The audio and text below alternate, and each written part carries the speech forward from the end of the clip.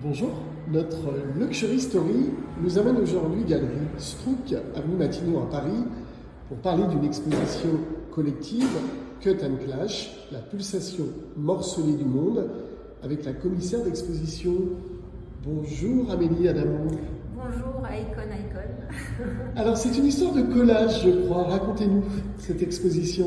Alors on a désiré confronter 3 générations d'artistes dans cette exposition, confronter donc des aînés qui avaient renouvelé le visage de la peinture figurative dans les années 60-70 et puis dans les années 80, donc de la figuration narrative à la figuration libre de Robert Combas, avec tout un choix d'artistes plus jeunes qui ont émergé sur la scène depuis le début des années 2000 et qui sont réunis effectivement à travers une histoire de collage et de télescopage d'images qui vont dans tous les sens au niveau des styles, des images, et qui cependant sont nourris par un socle commun et en particulier par le renouvellement de la peinture avec les premières modernités, de Picasso à Dada, au cubisme, au surréalisme.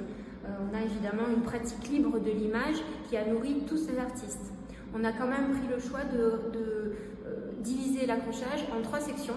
Donc là on est dans la première. 3 sections qui donnent à sentir dans des modes opératoires très différents du collage quand même des pulsations du monde singulières. Donc ici on a vraiment tout ce qui est les plongées dans l'intériorité, les mécanismes de la mémoire et de la psyché, les mécanismes du bizarre, de l'érotisme, de la mémoire et de la psyché humaine. En deuxième salle et en haut, on a tout ce qui donne à sentir le flux ininterrompu des objets et des images issus du monde consumériste et de la culture populaire, avec évidemment des artistes phares comme Miro ou Peter Claesen qui ont travaillé soit sur la prolifération d'images au sein d'une même image, soit sur le morcellement du corps par le biais d'effets de montage.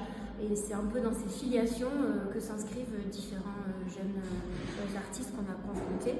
Et la 3e section, c'est une façon de donner à sentir les fêlures de la grande histoire avec la question de l'humain face au morcellement des guerres, face au morcellement qu'inflige le pouvoir, la politique, les dictatures et effectivement les conflits qui morcellent l'humain depuis le début de la modernité à nouveau jusqu'à aujourd'hui malheureusement.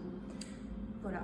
Alors je vais revenir peut-être 2 petites secondes sur le collage. Alors j'ai pris une phrase de Marx Ernst qui dit « Si ce sont les plumes qui font le plumage, ce n'est pas la colle qui fait le collage ». Alors justement, parlons collage.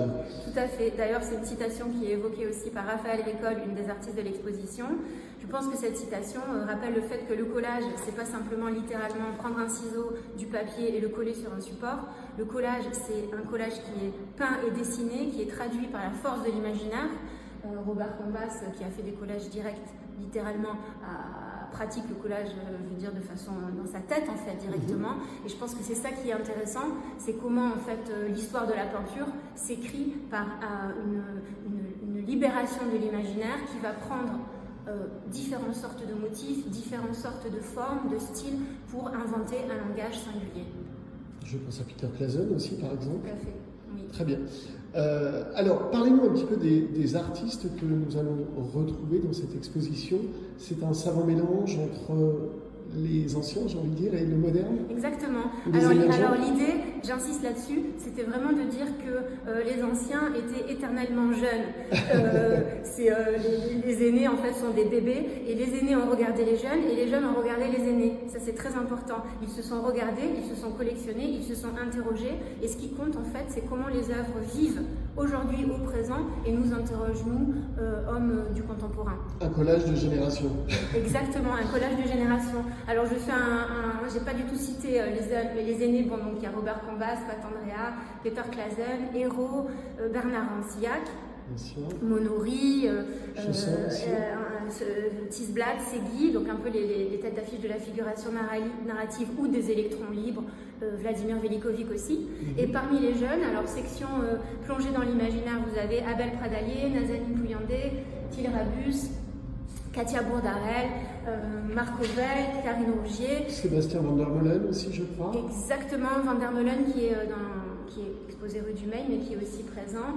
Au niveau des sections flux du consumérisme et de la découpe du montage, vous avez bien sûr Raphaël Ricol. Vous avez aussi ici des artistes comme Léo Dorfner, Myriam Baudin, Hippolyte Engel. Et dans la section Histoire, vous avez Damien de Roubaix, Christine Guinamant, Stéphane Pancréac, qui se sont confrontés à cette question de la peinture d'histoire et du morcellement de l'homme à l'époque des guerres et du monde contemporain. Très beau collage de talents.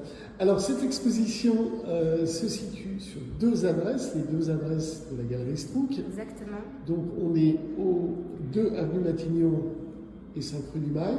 Oui, avenue Matignon, vous avez Avenue donc Matignon, pardon. avenue Matignon du fait de la possibilité de cloisonner les espaces et d'organiser un peu dans ce disparate des ensembles cohérents.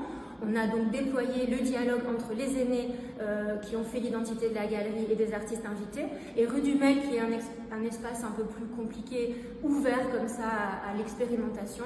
On a du coup déployé un peu les univers des artistes invités que les habitués de la galerie ne connaissaient pas, et c'était une façon aussi de déployer des très grands formats et d'offrir des possibilités de grandes créations sur des très grands formats pour Stéphane Blanquet et Christine Guinamant par exemple, et d'autres encore que vous pourrez découvrir. Alors cette exposition est à découvrir à partir de demain, Oui. le 8 mars, jusqu'au 20 avril. 20 avril, merci. Je l'avais collé quelque part. C'est ça. Très bien. Eh bien, merci beaucoup. Et bien merci à vous. Et bravo pour cette très belle Merci. exposition. Et on vous attend donc nombreux ce soir pour le vernissage de l'exposition. Merci. Très bien.